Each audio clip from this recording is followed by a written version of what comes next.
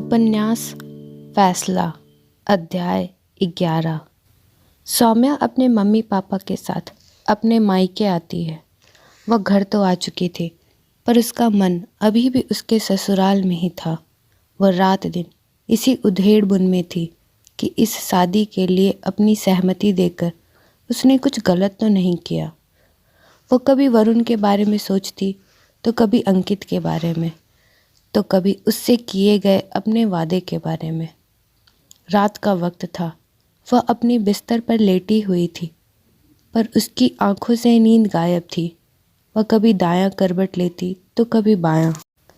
वह वरुण के बारे में सोच रही थी और अब वह वरुण के बारे में जितना सोच रही थी इतना उसने उसके साथ एक घर में रहकर भी कभी नहीं सोचा होगा। उसके मन में चल रहे उथल पुथल के दौरान अभी फ़िलहाल बस वरुण की बातें, उसकी हरकतें और उसकी मासूमियत ही याद आ रही थीं। उसे जितनी भी बातें याद आ रही थी वरुण के बारे में, वह सारी बातें बस और बस अच्छी थी।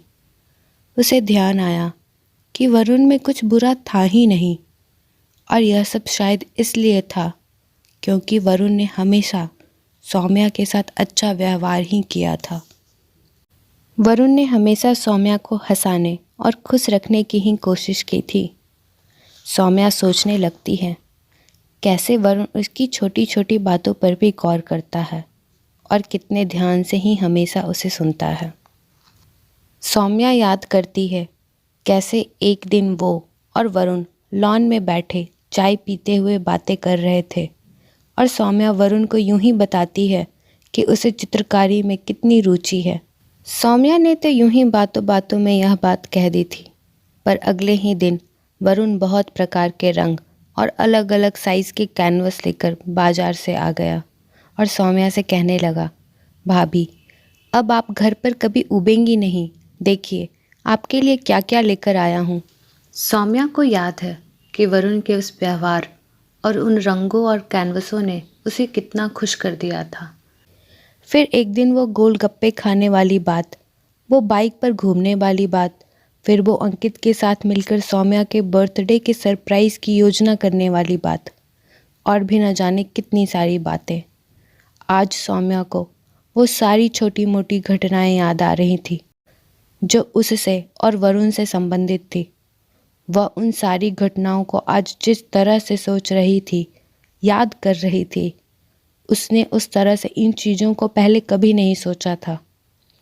अब उन सारी बातों को याद करके सौम्या के चेहरे पर हल्की हल्की मुस्कुराहट आ रही थी। तभी सामने ड्रेसिंग टेबल के आईने पर उसकी नज़र पड़ती है। वह खुद को आईने में देखती है। उसका ध्यान अपने मुस्कुराते हुए चेहरे पर जाता है। उसे एहसास होता है कि अंकित के चले जाने के बाद आज ऐसा दिन है जब वो इस तरह से अंदर से खुश हुई है और उसकी इस खुशी की चमक उसके चेहरे पर भी नज़र आ रही है।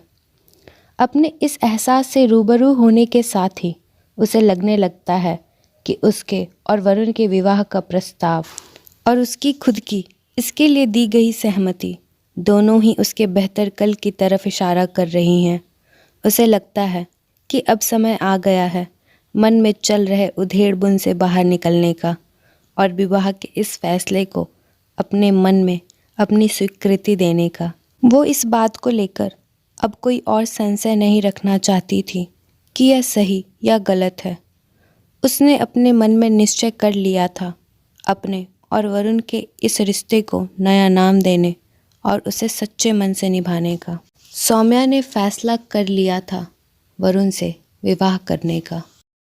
अध्याय 12। उधर सारे बैठकर वरुण के जीवन का फैसला ले रहे थे और इधर वरुण तृष्णा के साथ समय बिता रहा था। एक तृष्णा ही थी जो संसार के सारे दुखों से वरुण को एकदम अलग कर देती थी। वरुण को भी अजीब सा सुकून महसूस होता था जब वो तृष्णा के साथ होता था। वो अपना हर दुख सुख उससे साझा करता था। भले ही वो पूरी दुनिया के सामने गुमसुम और चुप रहने लगा था अंकित के जाने के बाद, पर वह तृष्णा के सामने खुलकर हंसता था और उसके सामने उसके आंसू भी बिना किसी रुकावट के निकल जाते थे।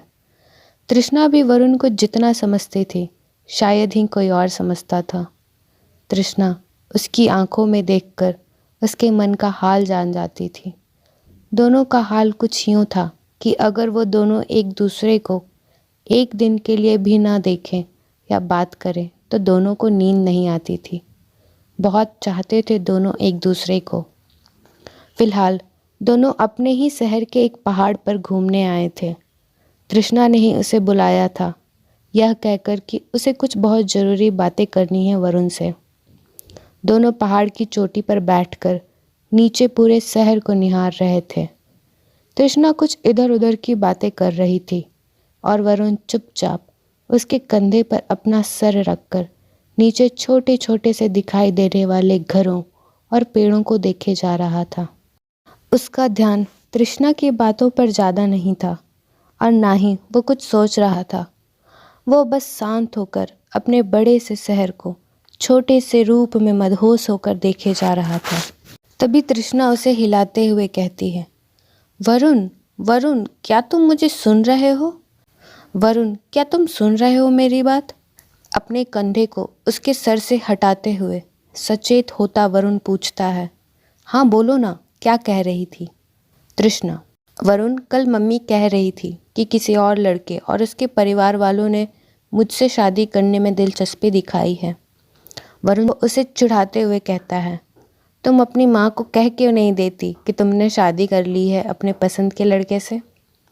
तृष्णा हंसते हंसते उससे कहती है, पागल, क्या बोल रहे हो, कब की हमने शादी? वरुण चुटकियाँ लेते हुए कहता है, अरे तुम भूल गई, तुम्हें तो कुछ भी याद नहीं रहता मिसेज वरुण। तृष्णा बोलती है, मजाक बंद करो ना वरुण, मैं बहुत परेशान हूँ।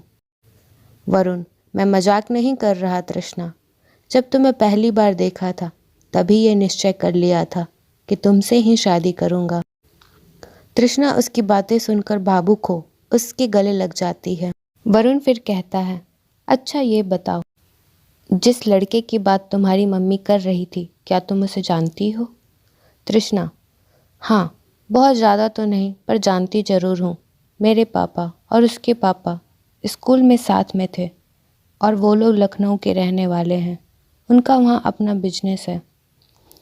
वरुण उसे छेड़ता हुआ कहता है, वाह, आप तो बहुत कुछ जानती हैं। तृष्णा उसके पीठ पर थपकी लगाते हुए कहती है, चुप रहो, जितना तुम्हें बताया बस उतना ही जानती हूँ। वरुण, और ज़्यादा जानने की ज़रूरत पड़ेगी भी नहीं। मैं तुम्हें ज़रा भी परेशान नहीं देख सकता हूँ, इसलिए मैं जल्दी ही मौका देखकर अपनी मम्मी को तुम्हारे बारे में बताने वाला हूँ और मुझे नहीं लगता कि तुम्हारे घर वालों को भी ऐतराज होगा। तृष्णा उसकी बातें सुनकर फिर उससे लिपट जाती है। तृष्णा को घर छोड़कर वरुण अपने घर लौट जाता है।